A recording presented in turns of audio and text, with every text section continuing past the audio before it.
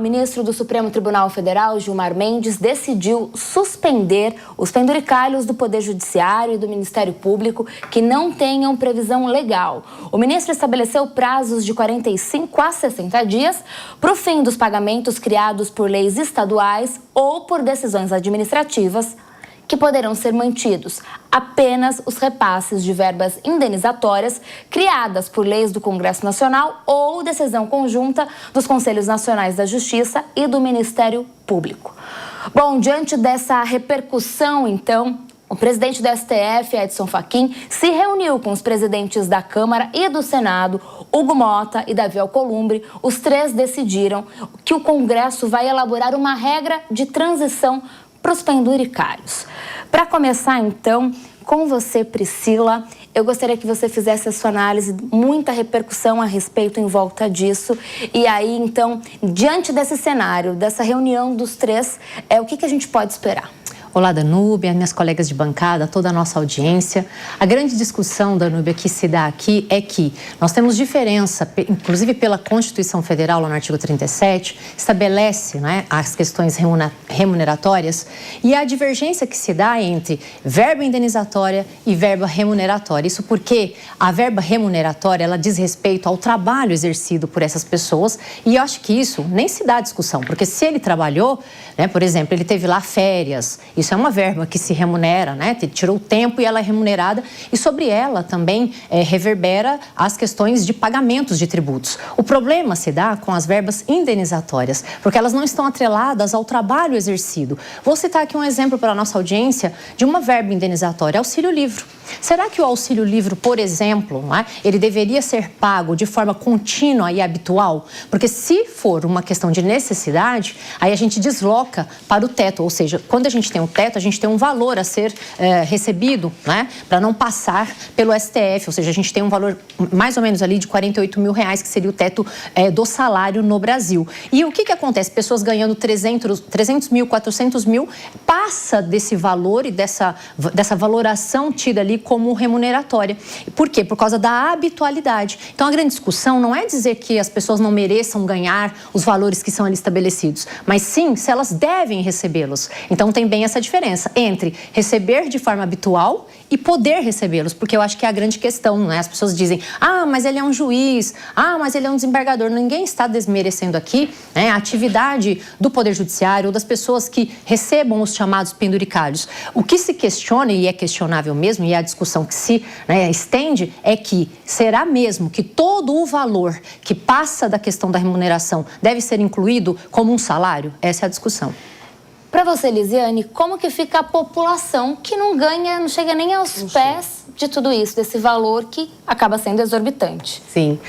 Aliás, a gente viu recentemente também, né, um aumento aí salarial dos servidores do Senado, né, de praticamente 100%. E é o que a população fica em choque, porque ninguém recebe um aumento de 100%. A população em geral não recebe um auxílio-livro, como a Priscila mencionou aqui. E isso não entra também como uma garantia dentro do salário. Os magistrados, em geral, eles têm lá pela Constituição assegurado, né, as garantias ali previstas. Entretanto, o que a gente tem que prestar atenção é que tipo de benefício, que tipo de remuneração que a gente está fornecendo ali. Muitas que são fornecidas, elas acabam sendo desnecessárias. E a gente não pode esquecer nunca, quando a gente fala do interesse público, da supremacia desse interesse público sobre o privado. Todo administrador, todos os que estão dentro dos poderes executivo, legislativo e judiciário, eles devem observar a supremacia do interesse público sobre o privado. Então, a gente também tem que prestar atenção às regras que são iniciais, principiológicas de dentro da Constituição. Eu queria entender com a Cíntia, né? Você acha que uma solução definitiva seria o tema sair do Congresso por meio de uma legislação? Bom, primeiro, olá a todos, é um prazer estar aqui nessa bancada maravilhosa. Então, Danúbia, solução definitiva, eu não sei, mas é algo, pelo menos, assim, tira das mãos, porque é muito complicado, vocês estavam aqui falando, eu estava pensando, né? É muito complicado quando a gente tem uma questão que fica para ser decidida por quem é o próprio interessado. Então, quando você diz, a população não tem poder nenhum de dizer quanto que o salário mínimo vai aumentar. Eu pergunto aqui se algumas de vocês têm algum poder para falar com o empregador, olha, eu queria ganhar X. Ninguém tem. Era um penduricário. Exato, é o meu penduricário, se bobear, olha lá o que vem. Então, a gente não tem esse poder.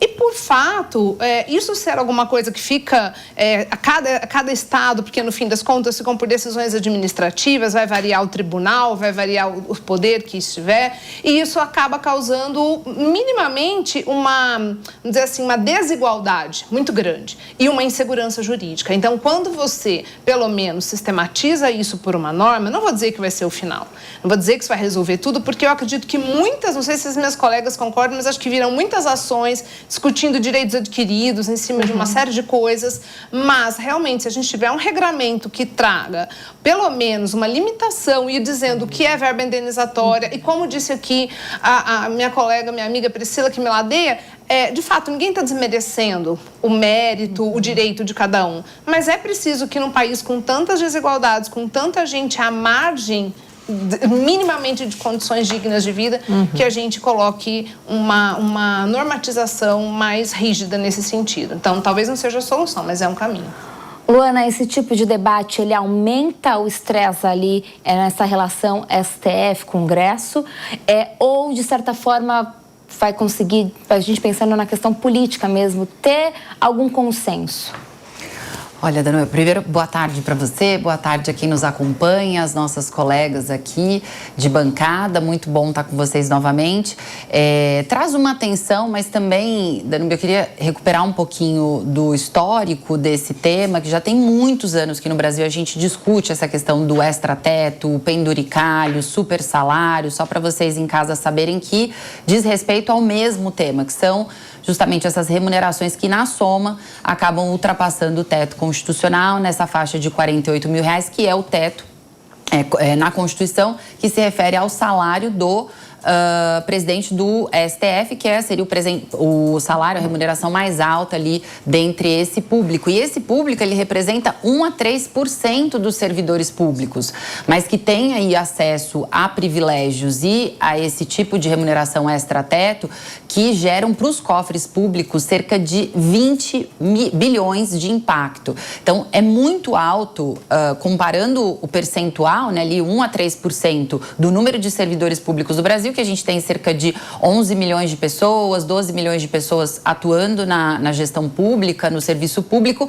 de 1 a 3% são esses cargos, né, magistrados, a magistratura, outros cargos do legislativo também, que respondem a esse percentual que fura o teto constitucional. Então, assim, é uma parcela muito pequena, responde por um valor exorbitante e ainda uma categoria que a gente entende a importância, como foi dito aqui, entende que tem que ser bem remunerada mesmo, né? É um cargo importante para o Estado, para a sociedade, mas tem que ser compatível com a capacidade financeira do nosso país. Eu me lembro na pandemia, quando esse tema também veio à tona, né? A sociedade sem receber salário, as pessoas se sacrificando porque tinham que parar de trabalhar e os servidores que têm estabilidade, principalmente esses servidores que já recebem acima do teto constitucional, com as suas remunerações mantidas. E muitas pessoas tiveram que ficar 1 ano sem remuneração. Então, isso gera na sociedade uma revolta. E isso no Congresso, eu não imaginava que a gente ia conseguir,